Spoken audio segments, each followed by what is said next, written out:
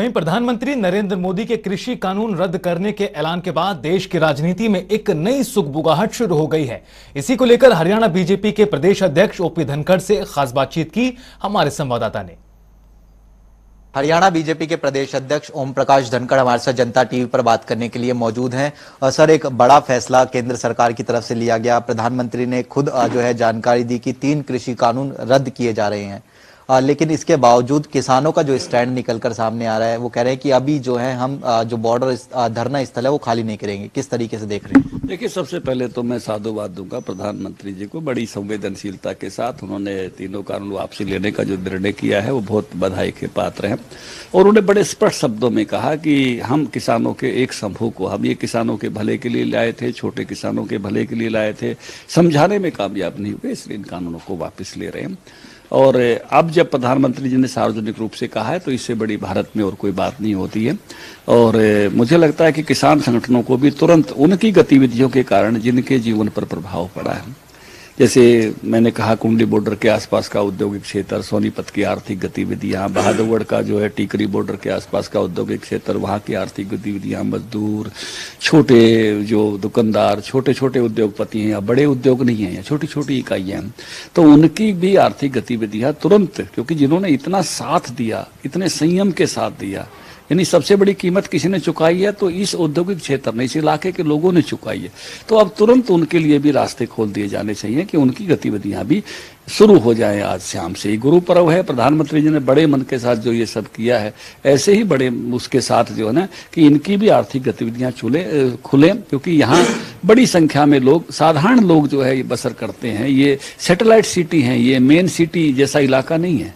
Satellite city में ऐसी गतिविधियां होती हैं जिसमें जो बहुत हायर लेवल की गतिविधियां हार्टलैंड में होती हैं शहर के, लेकिन सैटेलाइट सिटी में ऐसे लोगों की गतिविधियां होती हैं बहुत सामान्य स्तर के होते हैं।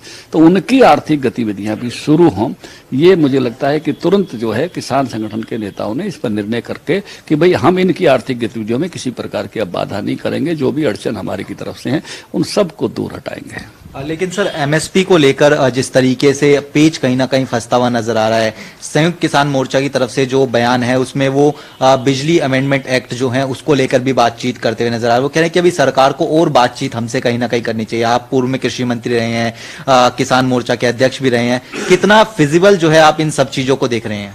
देखिए, बातचीत कभी भी मैं कहूँगा कि बातचीत ऐसा ही होनी चाहिए। वार्ता संवाद से चीजें आगे बढ़ती हैं। बातचीत में कभी सरकार ने कहा भी नहीं, सरकार की तरफ से बातचीत बंद नहीं हुई, आपको ध्यान में है। सरकार ने तो कहा था हमारे दरवाजे हमेशा खुले हैं। किसान संगठनों ने ही एक ऐसा आग्रह किया था कि जब तक ये नहीं होगा हम बातचीत नहीं करेंगे। तो बातचीत किसने रोकी थी? किसान संगठनों ने रोकी थी। दूसरी बात मैं ये कहना चाहूंगा कि बहुत सारी चीजों की जो व्यवहार्यता है, बिजली वाले विषय पे तो तुरंत उसी समय हो गया था, तोमर साहब ने कह दिया था, उसमें कुछ बचा नहीं था। एमएसपी का जो विषय है वो रिसोर्सेज के साथ जुड़ा हुआ है, सरकार के साधनों के साथ जुड़ा हुआ है। तो सरकार के साधन कितने हैं और किस तरह से उस पर स्टेप बाय स्टेप आगे बढ़ा जा सकता है, प्रधानमंत्री जी ने इस पर भी कहा है कि हम कमेटी बनाएंगे और किस तरह से अधिक तक पहुंचे एमएसपी, इसके लिए इसका पूरा विचार जो है वो कमेटी करेगी। सर, पहले स्टैंड जो है कुछ अलग था, लेकिन आज जिस तरीके से जो है शुभ दिन के मौके पर जिस तरीके से कहा है कृषि कानून रद्द किए जाएंगे, क्या इसको यू टर्न देखा जाए, या फिर विपक्ष जिस तरीके से कह रहा है कि चूंकि उपचुनाव में जो परिणाम थे वो ठीक नहीं थे और आने वाले समय में चूंकि 5 राज्यों में जो है चुनाव होने वाले हैं, उसको जोड़कर जो है कहीं ना कहीं ये 3 कृषि कानून जो है रद्द किए गए हैं?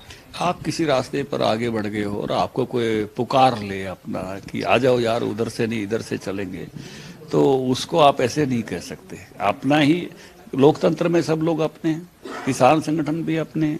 उन किसान संगठनों को वो बात आपने कहा इस रास्ते से जाना ठीक है, आपने कहा दूसरे ने कहा इस रास्ते से जाना ठीक है, तो प्रधानमंत्री जी ने कहा कि हम जिस रास्ते पर आगे से बढ़ रहे थे उस पर समझा नहीं पाए, इसलिए हमने इसको वापस लिया है। बहुत ही बड़ा मन दिखाया है, मैं कहूँगा। एक अंतिम प्रश्न सर, हरियाणा के लिहाज से मैं पूछूंगा कि हरियाणा में अब किस तरीके से आप देख रहे हैं, क्योंकि हम देख रहे थे कि भारतीय जनता पार्टी के नेता या फिर जो गठबंधन सरकार है जहां जहां जाते थे विरोध कहीं ना कहीं जो है नेताओं को देखने को मिलता था। कुछ जगहों पर जो है झड़प भी कहीं ना कहीं हुई, सांसदों की गाड़ी को जो है चोट पहुंचाई गई। तो क्या लग रहा है कि अब सब चीजें ऑल इज वेल होंगी? देखिए, भारतीय जनता पार्टी का कार्यकर्ता इस सारे वातावरण में भी अपने काम में बहुत, मैं कहूँगा कि आनंद के साथ लगा हुआ था। और कई जगह जैसे आपने कहा कि ऐसी कठिनाई भी आई तो बहुत संयम के साथ, बहुत मर्यादा के साथ जो है अपना ही हिस्सा आंदोलनकारियों को मानते हुए उसने व्यवहार किया, इसके लिए वो साधुवाद के पात्र हैं सब कार्यकर्ता। चलिए सर, बहुत बहुत शुक्रिया। तो ये थे हरियाणा बीजेपी के अध्यक्ष ओम प्रकाश धनखड़ जो जनता टीवी से खास बातचीत कर रहे थे। कैमरामैन दीपक चौहान के साथ स्पर्श शर्मा, जनता टीवी, दिल्ली।